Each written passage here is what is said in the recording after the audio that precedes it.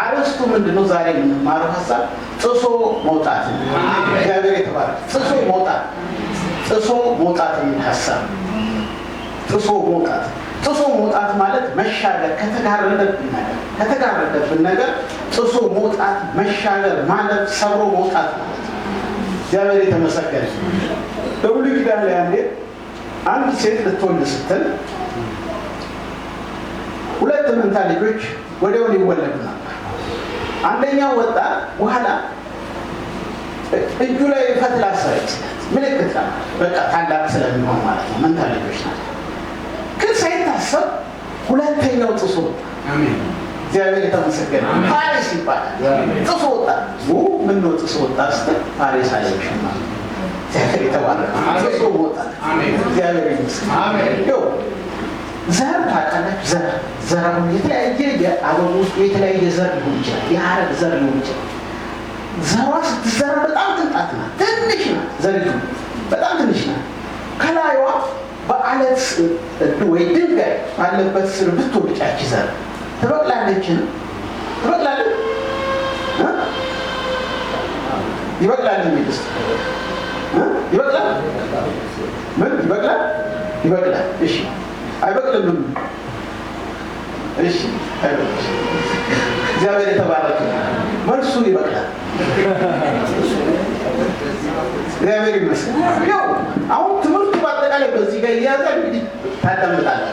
እግዚአብሔር የተባረከ። እግዚአብሔር ይመስገን። ያቺ ቅንጣት ዘር አጋጣሚ ሆኖ ድንጋይ ስር ወደቀች። የማለቅ እድሉ የለም። ከስር ከላይዋ ትልቅ ድንጋይ ትልቅ ክምር ተከምሮ እንዴት አድርጋ ጥሳ ትወጣለች? እንዴት አድርጋ ብርሃንን ማየት ትችላለች? እንዴት አድርጋ ታድጋለች? እንዴት አድርጋ ነው ልታድግ የምትችለው? ታድጋለች። እኛም አሁን ነገሮቻችን ሁኔታዎች ሁሉ ከቦ አስጨናቂ ነገር ውስጥ እያለ ከዛ ውስጥ እንዴት ተሰን መውጣት እንችላለን? አሜን። ነገር የተባረከ ያዱር አስጨናቂ ነገር አስጨናቂ ኢዮብ አሁን አስጨናቂ ነው። ቤተሰቡን አጥቷል፣ ንብረቱን አጥቷል፣ ጤናውን አጥቷል። ምንም የቀረው ነገር የለም። ከዛ ውስጥ መውጣት ይችላል። እግዚአብሔር የተባረከ። ያቺ ዘር ከዛ ውስጥ ወጣ ልታድግ ትችላለች። እግዚአብሔር የተባረከ። ትችላለች። እንዴት ነው ታዲያ መውጣት የሚቻለው? እንዴት ነው ያቺ ዘር ልታድግ የምትችለው? አንዴ ሁኔታውን ፊት ለፊት በመጋፈጥ ያቺ ዘር ድንጋይ ውስጥ ተጥላለች፣ ማደግ አለባት።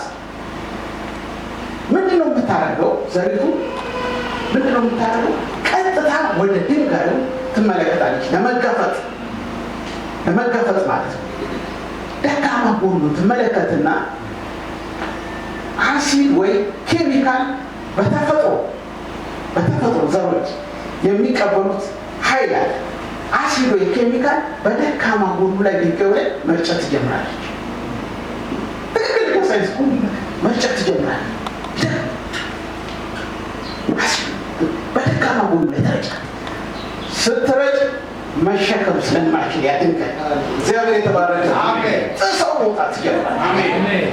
እዚህ ስር የተዘራች ትልቅ ከላይ አስፈሪ የሚያህለው ምንም ሰብሯል። ትንሿ ቅንጣቷ ግን ሰብረው ትወጣለች። እግዚአብሔር የተባረከ። ሰብረው ትወጣለች። እኛስ ታዲያ እንዴት ነው የምንጋፈጠው? እንዴት ነው ዙሪያችን በጣም አስጨናቂ ነገር ከዚህ መከራማ አላልፍም፣ ነገር ሁሉ ተበላሽቷል፣ እግዚአብሔርም ትቶኛል፣ ከእንግዲህ መቼስ እኔ የሚሄድበት የለም። ምንድን ነው ታዲያ የምናደርገው? ፊት ለፊት በመጋፈጥ እንዴት እዚህ ሰ እግዚአብሔርን ባለንበት ሁኔታ ውስጥ ሆኖ በማመስገን እግዚአብሔር የተባረከ። ፊት ለፊት በመጋፈጥ የሚለው እግዚአብሔርን ባለንበት ሁኔታ ውስጥ ሆኖ በማመስገን ሐዋርያት 16:24 ላይ ጳውሎስና ሲላስ ከአገልግሎት ላይ ሳሉ ወደ እስር ቤት ተጣሉ። እስር ቤት የተጣሉ ዝም ብሎ አይደለም፣ ተደብድበው በብዙ ጉዳት ቆስለው ይዞ ወደ እስር ቤት። ያ እስር ቤት ደግሞ ዝም ብሎ እስር ቤት ብቻ አይደለም፣ በሰንሰለት ውስጥ ከገቡ በኋላ ሁሉ ሰንሰለት አለ። በሰንሰለት እግራቸው ታስሯል፣ እጃቸው ታስሯል። እነዚህ ሰዎች ምንድን ነው የወሰኑታል? ከላይ አለት ነው። ምንድን ነው የወሰኑት? እንደ ዘሪቱ እግዚአብሔር የተባረከ። ዘሪቱ ምን አደረገች? አሲድና ኬሚካል ረጭች በተፈጥሮ ያገኘች። እነዚህ ምንድን ነው የሚያደርጉት? ምን አለ? ምስጋና። እግዚአብሔር የተባረከ። ለክርስቲያን ከፊቱ ያለ የተጋረጠበት ነገር ያለበትን ሁኔታ ውስጥ ለመውጣት ምስጋና ያሸክማል። እግዚአብሔር የተባረከ። ምስጋና ያሸክማል። ምን ይላል? ሐዋርያት 16:24 ላይ እኩለ ሌሊት አካባቢ ጳውሎስና ሲላስ እየጸለዩና እየዘመሩ እግዚአብሔርን ያመሰግኑ ነበር። እግዚአብሔር ይመስገን። እየዘመሩና እየጸለዩ ታስረው ቆስለው ደግሞ እኮ የታሰሩበት ምክንያቱ ራሱ እንደው እግዚአብሔር ላይ የሚያስቆርፍ እኮ ነው። ለምን? እሱም ሲያገለግሉ ሰዎችን ወደ እግዚአብሔር ሲመልሱ ታስረው የማገለግለው ጌታ እንደው እንድታሰር እንድጎዳ እንደው ይፈቅዳልን ያስብላል። ነገር እግዚአብሔር የተባረከ።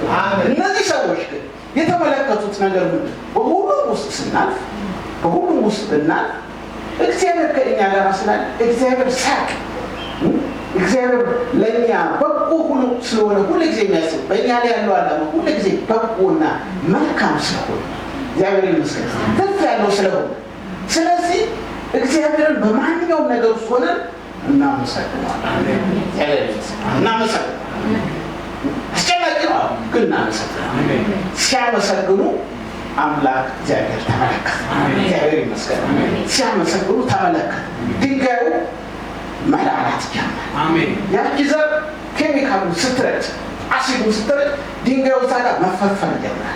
እግዚአብሔር ይመስገን። ተቃራኒ መፈርፈር እያለ ያችን ዘሪቷም እያደገች እየሰረሰረች እግዚአብሔር ይመስገን። የዚህ ጊዜ የወይኑ መሰረት ምን አለ? ተናወጠ። ተናወጠ። የሁሉም ምስራት ምን አለ? ተፈታ። በሮቹ ምን አለ? ተከፈቱ። እነሱ አለቀ። እግዚአብሔር ይመስገን። ስናመሰግን ጥሰን መውጣት እንችላለን። እግዚአብሔር ይመስገን።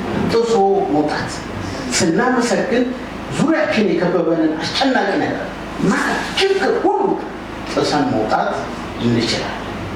እግዚአብሔር የተባረከ። ጥሰን መውጣት እንችላለን። ማለፍ እንችላለን። የከበበንን አስጨናቂ ነገር ሁሉ አልፈን መሄድ እንችላለን። መቼ? ስናመሰግን እግዚአብሔር የተባረከ። ፊት ለፊት የመጋፈጡ ስልት ነው። ስልት ሁኔታዎችን ፍጠት ነው የሚወሰን በሁኔታ ውስጥ ሆኖ ልብን በእግዚአብሔር ላይ ማበርታት። እግዚአብሔር የተባረከ። በሁኔታዎች ውስጥ ሆኖ ሁኔታው አስጨናቂ ነው፣ አስፈሪ ነው፣ ነገሮች አስፈሪ ናቸው።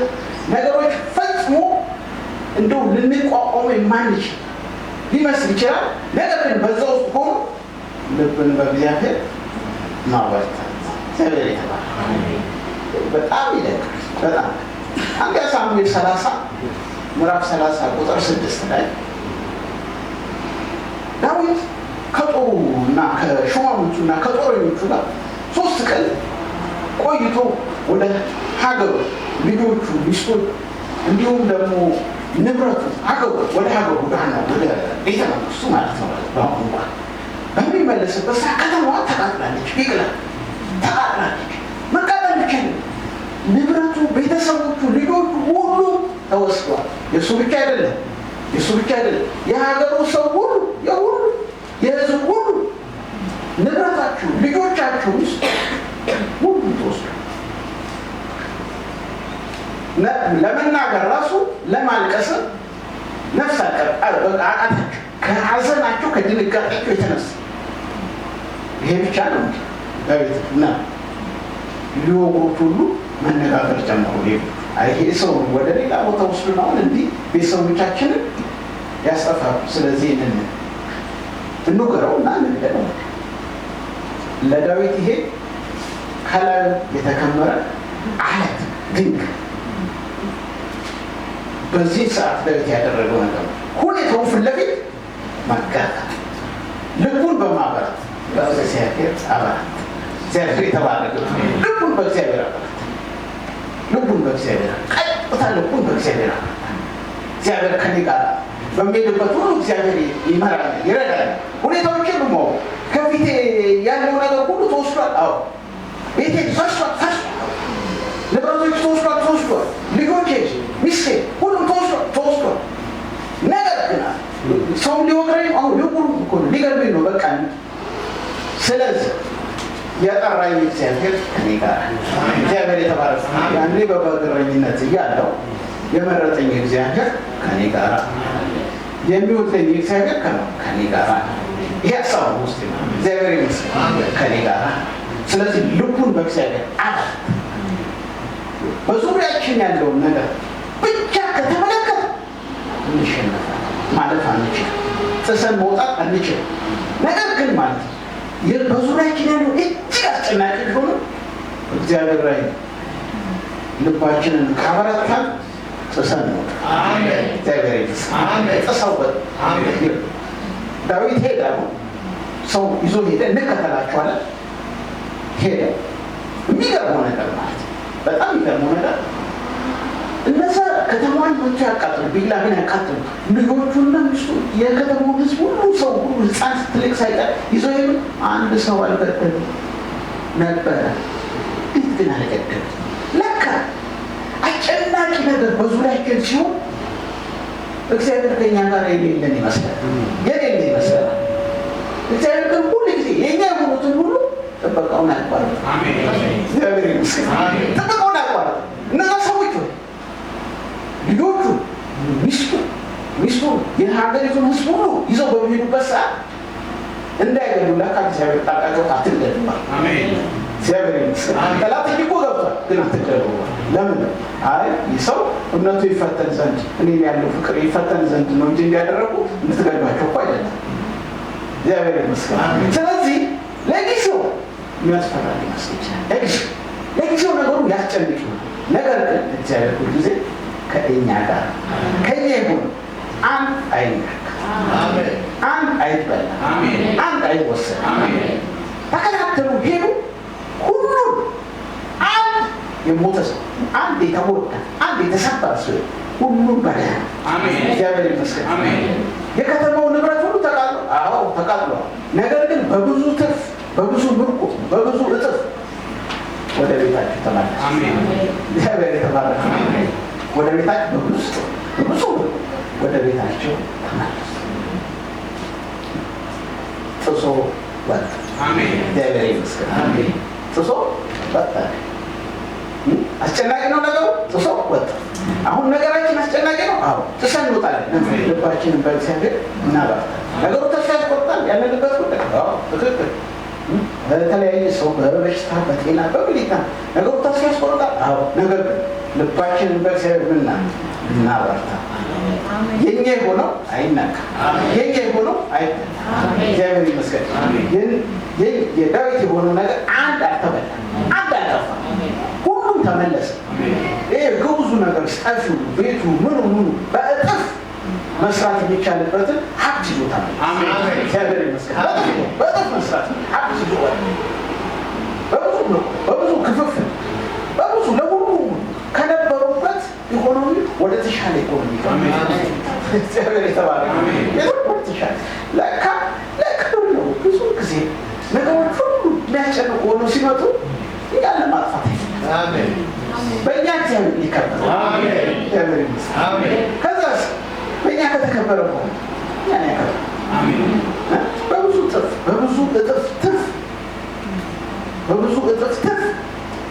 ይባርከናል። እግዚአብሔር የተባረከ። ስለዚህ በሁኔታ ውስጥ ሆኖ ለማለት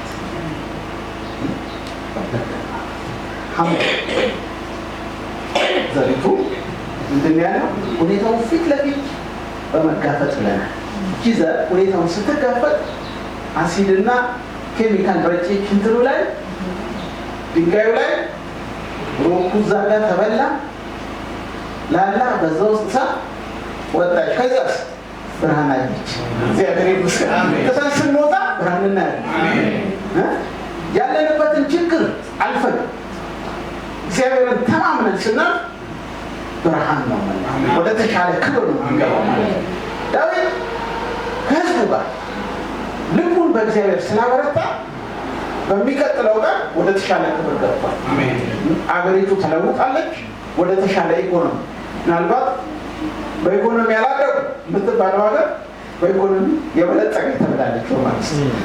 እግዚአብሔር የተመሰገነ ለምን ንብረቱ መጠደቅ ለምን ልቡን በእግዚአብሔር ስላበረታ ልቡን በእግዚአብሔር ስላበረታ ያለንበት አስጨናቂ ነገር ቢሆንም ነገር ግን ከዛ ውስጥ ስናልፍ ብርሃን እናያለን። ከክብር ጋር አሁን በአለት ስር ሳለን አሁን በድንጋዩ ስር ሳለን የሚታየን ጨለማ ምን ብርሃን ጨለማ የሚታየን ጨለማ ዘንቱ ጨለማ ጥሰን ስንወጣ ወደ ብርሃን እግዚአብሔር የተመሰገነ አመባ ሁለት ሁኔታዎችን ውስጥ በመከፈት በእግዚአብሔር ቃል ፍጹም በመታመን በእግዚአብሔር ቃል ፍጹም በመታመን እነዚህ ሁሉ አሁን እስካሁን የተጠቀስናቸው ሶስቱ አለቱ ዘሪቱ አሁን እዛ ስር ሆና ከላይ ያለውን አለት ፊት ለፊት ወዲያውኑ ተጋፍጬ ወደ ብርሃን እወጣለሁ የሚል ውሳኔ ላይ ስላለች ተጋፍጬ ወደ ብርሃን ወዲያውኑ እወጣለሁ። እነዚያውም ወዲያውኑ ቶሎ መልስ የሚያመጡ ነገሮች ናቸው ማለት ነው። ይገባችሁ ማለት ቶሎ መልስ የሚያመጡ ነገሮች ናቸው። እሺ እግዚአብሔር የተባረከ አምሮ በእግዚአብሔር ላይ ፍጹም በመታ አንዴ ሐዋርያት 27:22 ላይ 27:22 እስከ 5 ነው። ጳውሎስ እስረኛ ሆኖ ወደ ሮም እየተላከ በሚሄዱበት ሰዓት የተቀመጡበት መርከብ የነበሩበት መርከብ በማዕበል መናወጥ ጀመረ። እሱ ሰለ ንብረቱን ጣሉ መርከብ ላይ ምናልባት መርከቢቷ ቀለል ሲላት እንደው እንተርፍ ነገሮች ሁሉ እንደዛ ያደረግ ቆዩ። አልተቻለም። እሱ 14 ቀን አካባቢ ነው እንድናለን የሚል ተስፋ ጠፋ። እንድናለን የሚል ተስፋ በጠፋ ጊዜ የመርከቢቱን መሪ ለቀ ተነዳናል። በቃ በሞት የፈለገ ቦታ እንደወደቀ ሀሳብ ማለት ነገር ግን እግዚአብሔር የተባረከ እዛ ውስጥ አንድ የእግዚአብሔር ሰው አለ። ይህ የእግዚአብሔር ሰው ሲያይ ልክ እንደኛው ሰው ነው። ጳውሎስ እንደኛው አይነት ስሜት ያለው እንደኛው አይነት ሀሳብ ያለው ሰው ነው። ጳውሎስ ቃል መጣለት። ምንድነው ቃሉ? አንተም አትሞትም፣ እንዲሁም በአንተ የተነሳ እዚህ መርከብ ላይ የተሳፈሩት አጠቃላይ አይሞቱም። እግዚአብሔር የተባረከ እሱ እኮ ተስፋው አንተ እሱ እኮ የመትረፍ ዕድል እኮ የለውም። ማንም እዚህ ውስጥ አንተ ብቻ ሳትሆን ሁሉም እዚህ ያለው አጠፉም። ከባዱ ነገር ምንድነው? ይህንን ደግሞ ለዛ ህዝብ መናገር። የህዝብ እኮ አሁን አይበላ 14 አልበላም እኮ ከድንጋጤ የተነሳ የምግብ አምሮቱ የጠፋ ሰው፣ የተጨነቀ ሰው ደግሞ እንዲህ ትለኛለህ ብሎ ሊመታው የሚችል ሊገለው የሚችል ለእነዚህ ሰዎች የእግዚአብሔርን ቃል ተማምኖ እግዚአብሔር ይመስገን የእግዚአብሔርን ቃል ተማምኖ አይ እግዚአብሔር አምላክ ተናግሮኛል፣ እኔ የማመልከው አምላክ ተናግሮ የእሱ የሆንኩ እኔ እኮ የእሱ ስለሆንኩ ነው ታስሬ አሁን በመካከላቸው ያለው። ምናልባት እኮ እናንተን በእኔ በኩል ለማዳን አስቦ ይሆናል ለዓላማው እዚህ ያስገባል። እግዚአብሔር ይመስገን ለዛ ይሆናል እኮ እዚህ ያለሁት ምን ብሎኛል? እኔም በዚህ ያለ ነፍስ ሁላችንም አንዲት ነፍስ አጠፋም ብሎ ነግሮኛል። እውነቱ እንደሆነ ደግሞ አውቃለሁ። እግዚአብሔር ይመስገን እውነቱ እንደሆነ አውቃለሁ። አለቱ ፊት ለፊት ተጋፈጠ። ፊት ለፊት ማለት ነው ፊት ለፊት ነው ተጋፈጠ። እግዚአብሔር ይመስገን እግዚአብሔር በተናገረን ነገር ላይ መቆም ማለት ነው። እግዚአብሔር የተለያዩ ነገሮችን ይነግረናል። ለግል ሕይወታችን ይነግረናል፣ ለቤተ ክርስቲያን ይነግረናል፣ ለሀገር ይነግረናል። እዛ ላይ መቆም ማለት ነው። ፍጹም ተማምኖ ፍጹም ሳይንቀሳቀሱ ፍጹም ሳይናወጡ። ነገሩ አስፈሪ ነው። አዎ አስፈሪ ነው። ነገር ግን ሳይናወጡ ሳይንቀሳቀሱ ቃሉ ላይ መቆም፣ ቃሉ ላይ ሳይነቃ ሳይሸራ ቆም። እግዚአብሔር ይመስገን። ጳውሎስ እንደኛው ሰው ቆም፣ ቃሉ ላይ ቆም። ቃሉን ለመስማት ራሱን ነዛ ምን ማለት ነው? ቆርሶ ፊታቸው እንጀራ ሲበላ ሁሉም ተበረታቱና እስረኛ ሁሉ ተበረታቱና መብላት ጀመሩ። ይሄ ሰው ነቱ በቃ ምክንያቱም አንዳንድ ሰዎች ማለት ነው ተስፋ ሲቆርጡ በቃ ይከተሏል። ትንሽ የበረታ ካለ ይከተላል፣ ትንሽ የተሻለ ካለ ይከተላል። በፊት እኮ በጣም ያስጨንቅ፣ ግን ተስፋ ከቆረጡ አንተ ትንሽ ከበረታ አንተ ሊከተል ይችላል። አሁን በቃ መሞት አይቀርም።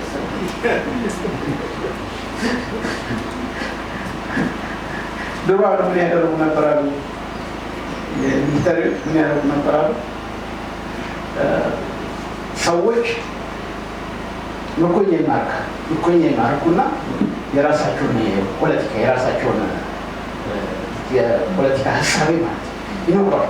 ምርኮኞቹ ማለት ነው። ምክንያቱም የፖለቲካ ሀሳቤ ሲለያይ ነው ብዙ ጊዜ ጥል አይደለም ይኖራል። ስለዚህ ለራሳቸው ሀሳብ ለማስገባት የራሳቸው ወታደር ለማድረግ ነው። አልሰማ ሲለው የሚያደርጓት እንደም ያለ ፀሐይ ለዛ ላይ ያስቆምጦ ተናጋሪ ጥላ ላይ ነው የሚቆመው።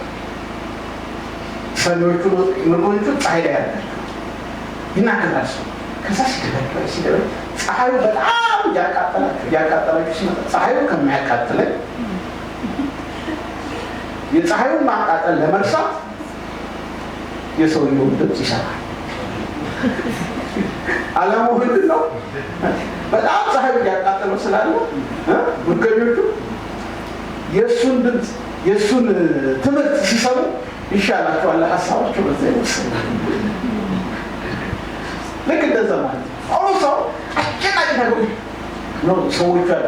ነገር ግን የእግዚአብሔር ቃል ሲነግራቸው ሰው ምግብ የሚባለው አሳሪዎቹ ናቸው።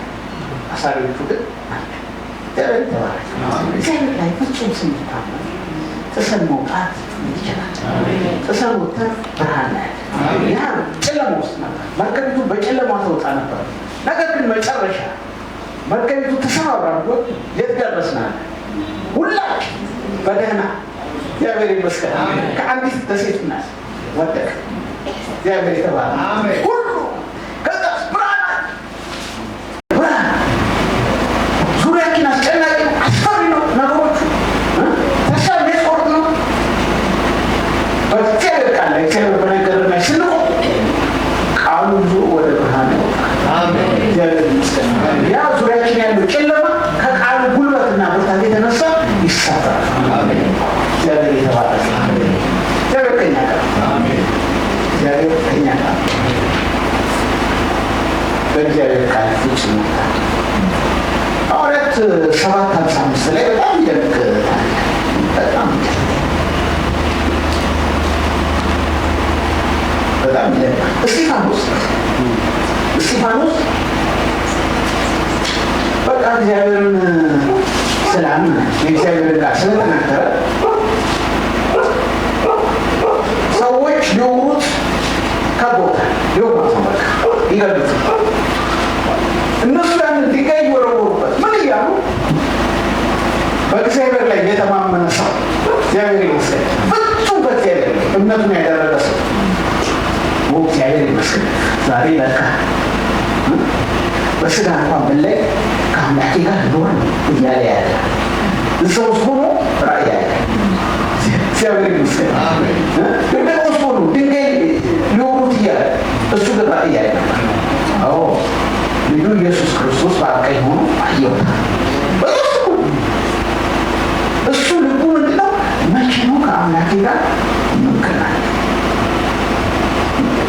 ከሚወደው ጋር በቀላሉ እግዚአብሔር ይመስገን ደስታው እሱ ያለ።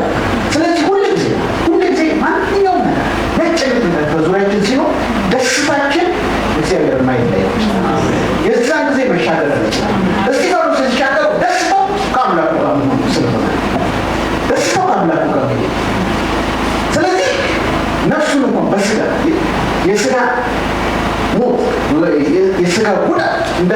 ቢያቀርቡ ከአምላኬ ጋር ልገናኝ ነው እያለ ደስታ እግዚአብሔር የተባረከ በሱ የተነሳ ወንጌል ለዓለም ሁሉ እንዲደርስ ቅዱሳን ሁሉ ተበተኑ። ከዛ በኋላ ወንጌል ሁሉ ተሰራጨ በእስጢፋኖስ እስከ መጨረሻው እግዚአብሔር አምላካችን የተባረከ። እሺ አሁን እንግዲህ ዘሪቷ ፊት ለፊት ለመጋፈጥ ወስና ነው። አንደኛ ሁለተኛ ይቺ ዘር እንዴት አደርጋለሁ ትሰሩ። ሁለተኛ ይቺ በአለት ስር የወደቀች በድንጋይ ስር የወደቀችው ዘር ጥሳ የምትወጣበት ሌላ መንገድ አለ።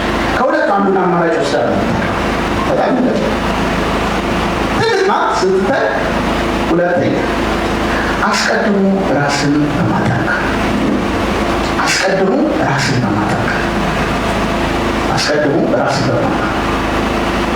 ዘሪቱ እንዴት ነው ራሷን የምታጠነክረው? እቺ የሰናፍጭ ቅጣት የምታውቅ እንዴት አጋምታ በመጀመሪያ ወደ ላይ ማለት ነው ስሯን ማሳደግ ትጀምራለች። እግዚአብሔር ይመስገን። ስሩ ብቻ ማለት ይጀምራል። እስከ ምን ድረስ ያድጋል? ውሃ የሚገኝበት ድረስ። እግዚአብሔር የተባረከ። ውሃ እስክታገኝ ድረስ ስሯን ላይ አታሳደግ። ስሯን ብቻ ድንጋይ አቅም ይህ በቃችን ጨቁኛታ ጨለማ ውስጥ አስቀሯት ይላል። እሷ ግን ስሯን እያሳደገ እግዚአብሔር የተባረከ ስሯ እያደገ በቃ ረግጫታል።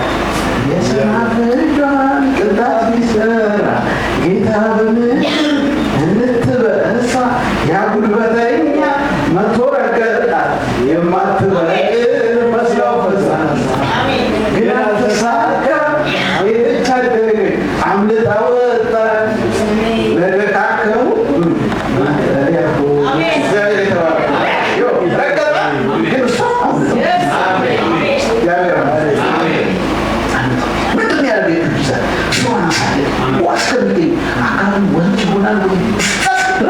ረጅም ርቀት ሄዳል።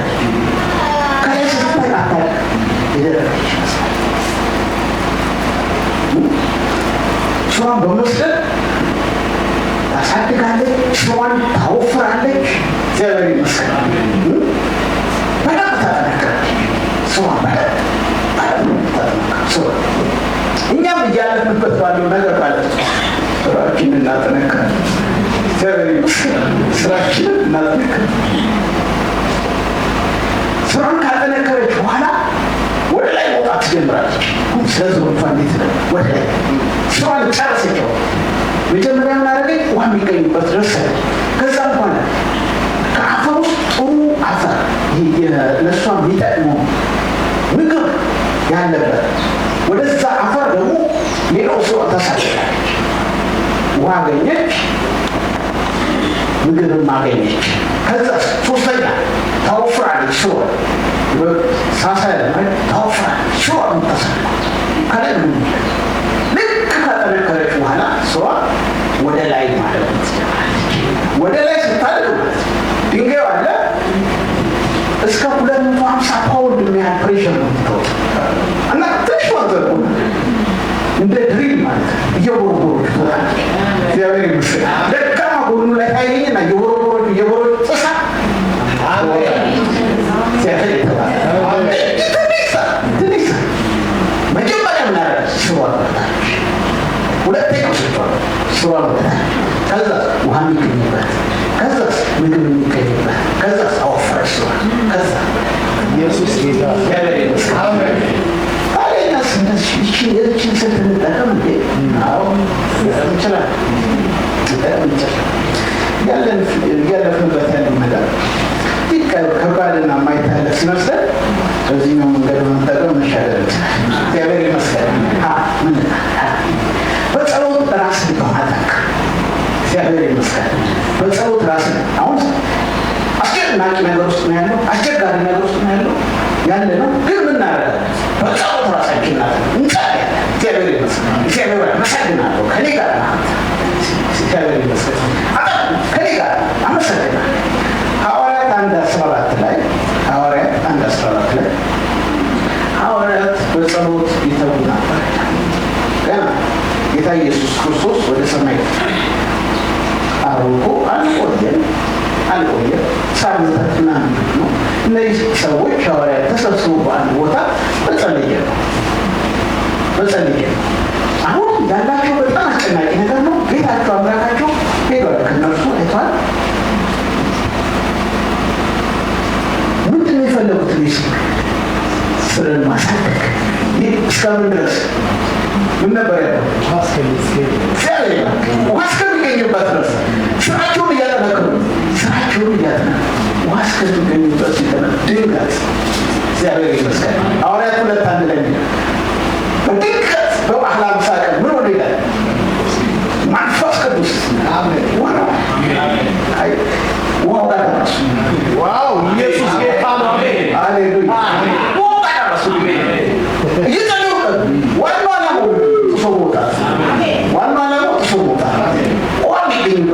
መጀመሪያ ያስፈልጋል። ሐዋርያት 2:1 ላይ ደረሱ። መንፈስ ቅዱስ ያ እነዛ በጣም የሚጨነቁ ነበሩ። እነዛ ጌታ ኢየሱስ ክርስቶስ በሚያዝበት ሰዓት የሸሹ ሰዎች፣ የውሃ እጥረት የነበረባቸው ሰዎች ውሃ ባገኙ ሰዓት ግን ጠሶ እግዚአብሔር ይመስላል። ውሃ ባገኙበት ሰዓት ውሃ አገኘ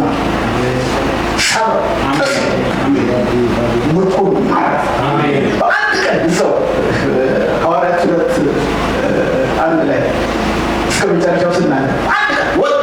የአፈር የነበረ ጴጥሮስም አብሯል። ወንጌልን ለሁሉ ማናገር ጀመሩ። ወንጌል በአንድ ቀን 3000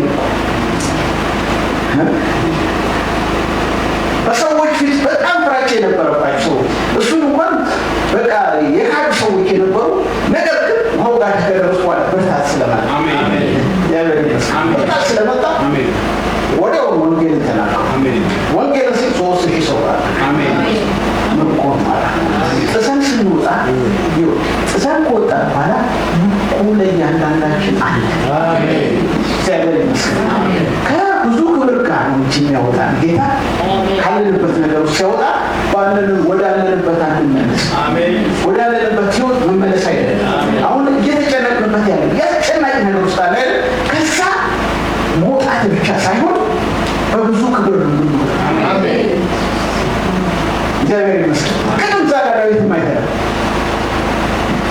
ከነበረበት በላይ በብዙ ክብር ጸጋ በበለጠ ጸጋ ነው። በብዙ ጸጋ ይኖራል። እግዚአብሔር አምላካችን እናመሰግናለን። እሳት ወጣን በኋላ ምን አለ? ብርሃን ምንጩ ጋር ከደረሱ በኋላ ምን ሆነ? ምንጩ ጋር ከደረሱ በኋላ ብርሃን እግዚአብሔር አምላካችን የተባረከ እግዚአብሔር ይባረክ። በዛው አስቀድሞ ራስን በማጠንከር በቃለ እግዚአብሔር ራስን በማጠንከር በቃለ እግዚአብሔር ራስን በማጠንከር በቃለ እግዚአብሔር። ሁለተኛ ዘሪቱ ያደረገች ነገር ምንድን ነው? ምግብ ማለት መጀመሪያ ውሃም ወደሚገኝበት ሰደደች አይደል? ሌላው ስራ ነው።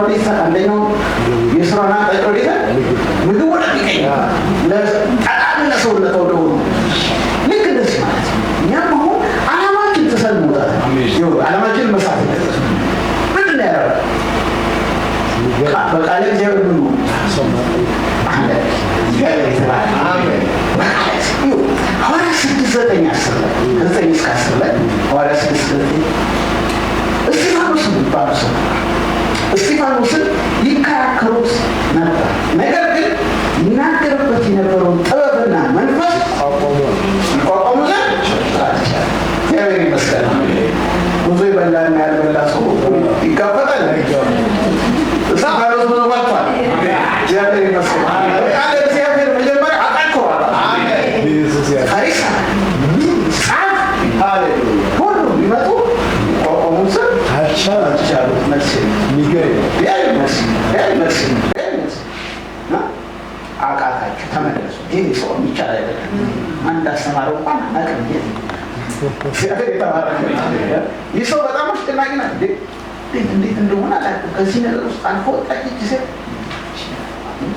በእግዚአብሔር ቃል በመከራ ውስጥ ሆኖ እውነት የሚናገር በመከራ ውስጥ ሆኖ እግዚአብሔር ላይ የሚቆም እግዚአብሔር ይመስገን ይቆሙ ሰላቸው በቃለ እግዚአብሔር ራስን ማጠቅ ትሶ ለመውጣት አለ በቃለ እግዚአብሔር ራስን ማጠቅ እግዚአብሔር ይመስገን በቃ ራስን ማጠቅ የዚህ ጊዜ ተሰልሟል። ጌታ ኢየሱስ ክርስቶስን 40 ቀን ከጾሙና ከጸለየ በኋላ በዲያብሎስ ሲፈተን ዘንድ ወዴት ሄደ? ወደ ምድረ በዳ። ዲያብሎስ ምንድነው ይዞ የመጣው? ቃል የሚያውቀው ቃል እኮ ይዞ የመጣው ትልቅ እኮ የውጊያ ትልቅ መሳሪያ ቃል ይዞ መጣ። ጌታ ኢየሱስ ክርስቶስን ቃልን ቃልን ይቋቋመው ዘንድ አልቻለም። ስለዚህ ትቶት ሄደ። እግዚአብሔር ይመስገን። ስለዚህ ማለት ነው እኛ ዙሪያችን ያለው አስጨናቂ ነገር ግን ቢሆን ማለት ነው የእግዚአብሔርን ቃል ነገሩ ላይ የምናደርጋለን እንናገራለን። ይቋቋመው ዘንድ አይችልም። ትቶ ይሄዳል። ጥሰን እግዚአብሔር አምላካችን እናመሰግናለን። እግዚአብሔር አምሮ አስቀድሞ ራስን ለማጠንከር የሚለው ላይ አምሮ ጽድቅን መልበስ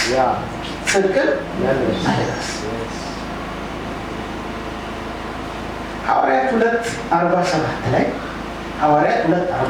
ላይ በሐዋርያቱ ትልቅ ድንቅና ተአምራት ይደረግ ነበር። ድንቅና ተአምራት የእግዚአብሔር ክብር ይገለጥ ነበር። መንፈስ ቅዱስ መጥቷል። በቃ ድንቅና ተአምራት በእጃቸው መሰራት ጀመረ። ሽባ ይተረተራል፣ አጋንንቶች ይወጣሉ። ድንቅና ተአምራት ይደረግ ነበር። የዚህ ጊዜ በሰው ፊት ሁሉ ዘንድ ሞገስ ነበራቸው። እግዚአብሔር የተባረከ። በሰው ፊት ሁሉ ከማን የተነሳ? ከእግዚአብሔር አብሮነት የተነሳ ጽድቅን ስለለበሱ ነቀፌታ እነሱ ላይ አላገኘም። እከሌ እንደዚህ ነው እንደዚህ ናት የሚል ነገር ስለጠፋ በሰው ፊት ሁሉ ሞገስ ነበራቸው። ክርስትና ጽድቅ ከጎደለው ኳሊቲ ይጠፋል፣ ክብር ይጠፋል። ጽድቅ ከጎደለው በጽድቅ መደገፍ አለበት ክርስትና ማለት ክርስትና በጽድቅ መደገፍ ያለበት ህይወት በጽድቅ መደገፍ ያለበት ህይወት ቅድም ያልማል ውሃውን መንፈስ ቅዱስ ማለታችን ቃሉ ምግቡን ማለታችን እነዚህ ሁሉ ኖሮ ጽድቅን መልበስ ካልቻል ነገራችን ይበላሽ። እግዚአብሔር በእኛ መከበሩ ያቆማል። ነገር ግን ሐዋርያት የእግዚአብሔርን ስራ እየሰሩ በቃል ተሞልቶ በመንፈስ ቅዱስ ተሞልቶ በህዝቡ ማለት ሲመላለሱ ጽድቅን ስለለበሱ ያከብሯቸው። እግዚአብሔር የተባረከ። ጽድቅን መልበስ ያስፈልጋል። ሰብሮ ለመውጣት ጽድቅን መልበስ ያስፈልጋል። ስለዚህ እነዚህ ሰዎች ከላያቸው የተከመረው ድንጋይ ልክ እንደዛ ላይ ሊቋቋማ አይችልም። ለምን? ጽድቅን ለብሰዋል። አንድ ዝማሬ ያለ ለዲያብሎስ እድል አትሰጥም የሚል መስመር አለ። ለዲያብሎስ እድል አትሰጥም ዜማውን የሚያውቅ ለዲያብሎስ እድል አትሰጥም ይላል። የካሰው እድል አትሰጥም ይላል። ለጠላት እድል እኮ ነው የሚለው እድል አትሰጥም። እግዚአብሔር ይመስገን። ያው እነዚህ ቃል ነው እግዚአብሔር ከእኛ ጋር የሆኑ ሳለ ከጽድቅ ከጎደል ለዲያብሎስ እድል ሰጠው። የሚረቃታ ይላል። ያ እንዳይሆን ማለት በህይወት ጉዟችን ሁሉ ጽድቅን መልበስ እጅግ ያስፈልጋል። ጽድቅን ካለበስ ምን ይሆናል መስላል? ዘሪቱ ሄዳ ውሃው ጋር ደረሰች። ዘሪቱ ሄዳ ምግብ የሚገኝበት ቦታ ደረሰች እና ከዛ ሶስተኛ ያደረገች ምን አለ? ስሯን ምን አደረገች? አወፈረች አይደለ ነው? አወፈረች አይደለ ነው? ይከሳል ስራችን ውስጥ ግልጽ ማለት ጽድቅን ካለበት ስራችን ያወፈር ካልወፈሩ ደግሞ አወጣጣው እንዴት ነበር? ሰርስራ አይደል? በድልኝ ዋጋ ይወጣል። መስበር አንችልም፣ ኃይላችን ያንስ ሌላ መስበር አንችልም፣ ወፍረ መውጣት አንችልም። ስለዚህ ጽድቅን መልበስ ውሳይ ስራችን ሊወፈር መንፈሳዊታችን ሊወፈር እግዚአብሔር ይመስገን። እግዚአብሔር የተመሰገነ። ሌላ በመንፈስ ቅዱስ መመራትን መለማመድ። በመንፈስ ቅዱስ መመራትን መለማመድ። በመንፈስ ቅዱስ መመራትን መለማመድ። ያቺ ዘር ውሃ የሚገኝበት ደረሰች፣ ምግብ የሚገኝበት ደረሰች። ከዛ ስራዋን አወፈረች። በመቀጠል ድንጋዩ ደካማ የሆነበትን በኩል ተመለከተችና ደካማ በሆነበት በኩል በቀላሉ ሰርስራ ላይ ወጣች። ያንን ቦታ የሚጠቁመን ለኛ መንፈስ ቅዱስ። እግዚአብሔር የተባረከ ይሁን። በእግዚአብሔር የምንመራ ከሆነ እግዚአብሔር ይመስገን እሰድ እንወጣለን። ሐዋርያት 16:9 ላይ ጳውሎስ የመቄዶንያ ሰው ወደ መቄዶንያ መሻል ተሻገርና እርዳን እያለ ሲለምነው በራእይ ነው ያለው አይደል? ወደ መቄዶንያ ተሻገርና እርዳን እያለ በራእይ ሆኖ ሲለምነው ያለው። ስለዚህ መንፈስ ቅዱስ መራው። ወደ መቄዶንያ ሄድና ወንጌልን ስበክ፣ ስለ ኢየሱስ ክርስቶስ አዳኝነት ተናገር እያለው መንፈስ ቅዱስ ጋይሰጥ በዛ ህዝብ አለ። ስለዚህ ጳውሎስ ምንድን ነው ወደዛ ሄደ። እግዚአብሔር ይመስገን። ምሪት ማለት ይሄ ነው። አሁን ያቺ ዘር ምንድን ነው ዊክ የሆነበት ደካማ የሆነበት ቦታ ሄዳ መጎርጎር ማለት ይሄ ነው። ፍሬ የሚገኘው ወደ ብርሃን የሚወጣው በመንፈስ ቅዱስ ምሪት የሄደበት አቅጣጫ ነው። በቀላል እግዚአብሔር ይመስገን። ግን በኋላ ምንድን ነው ያለው? ጳውሎስ እኮ መከራን የገጠመው መቄዶንያ ሄዶ ተያዘ፣ ተደበደበ፣ እስር ቤት ተጣለ። ቅድም ያነበብነው ላይ ታዲያ ማነው እርዳን ሲለው የነበረው? ራእዩ ሂድና ወደ መቄዶንያ፣ እዛ አንድ ሰው መቄዶንያ ሰው እርዳን ሲል ነው እያለ ሲለምነው ነው ያለው። ታዲያ እስር ቤት መጣል ነው እንዴ? ምንድን ነው ያተረፈው? ተርፌ ሰው መንፈስ ቅዱስ በሪቱ ታዲያ እንዴት ነው? በጣም ይደግ እግዚአብሔር ይመስገን። ለቀይ መንፈስ ቅዱስ በሪት እስር ቤት ሲገባ በእስር ቤት ውስጥ ያለው የእስር ቤቱ እግዚአብሔር ይመስገን የእስር ቤቱ ኃላፊ እሱ ነው። ለካ እንዴት ነው የተፈለገው? ጳውሎስ እስር ቤት መግባት የመንፈስ ቅዱስ ምሪት አያችሁ አስደናቂነቱ። ያ ሰው ጳውሎስ ታስሮ ተደርጎ ቅድም እስር ቤት ሲገባ ይዘምሩ ነበር። ቅድም ያየነው የወህኒ ቤቱ ጠባቂ ልክ ወህኒ እስራታቸው ሲፈታ በሮቹ ሲከፈቱ ራሱን ይገል ዘንድ ሰይፉን አነሳል። በቃ ሁሉ ያገለት ነው። እኛ በዚህ ያለ እግዚአብሔር ይመስገን። አንዳች በነፍስ ላይ ምንም አትፈጽም አለ። እኛ እኮ እዚህ ነን እኮ እኛ። ከዛ ሮጦ ሄዶ በእግራቸው ላይ ወደቀ። ከዛ እልል ዘንድ ምን ላደርግ? እግዚአብሔር ይመስገን። ለካ ጳውሎስ ተደርጎ ሳይገባው ለዛ ሰው ነፍስ መዳን። ለካ እግዚአብሔር አንድ ወደ እግዚአብሔር ሊመለስ ልቦ የተዘጋጀ ሰው ካየ እግዚአብሔር ለዛ ትልቅ ሰው የእግዚአብሔር ሰው ይልካል። ለካ ያ የወህኒ ጠባቂ ሰው ለካ ልቡ ለእግዚአብሔር ተዘጋጅቶ ነበር። ስለሱ ጳውሎስ ዋጋ እየከፈለ ነው። እግዚአብሔር ደግሞ ሊላክለት የፈለገው ልጅ ጳውሎስን እየላከ ነው። እስር ቤት መግቢያ መንገዱ እዛ እሱን ማግኛ መንገዱ ጳውሎስ የግድ ተደርጎ ምን መግባት አለበት? እኛ አንዳንዴ በተለያየ መከራ ውስጥና እግዚአብሔር በሰው የግድ ማለት ስላለብን ወይ በእኛ ጨክናል። እግዚአብሔር ይመስገን። በእኛ ጭከና ኖሮ አይደለም። ሁልጊዜ ለእኛ ያለው ዓላማ ምንድን ነው? ፍቅርና መልካም። እግዚአብሔር ይመስገን።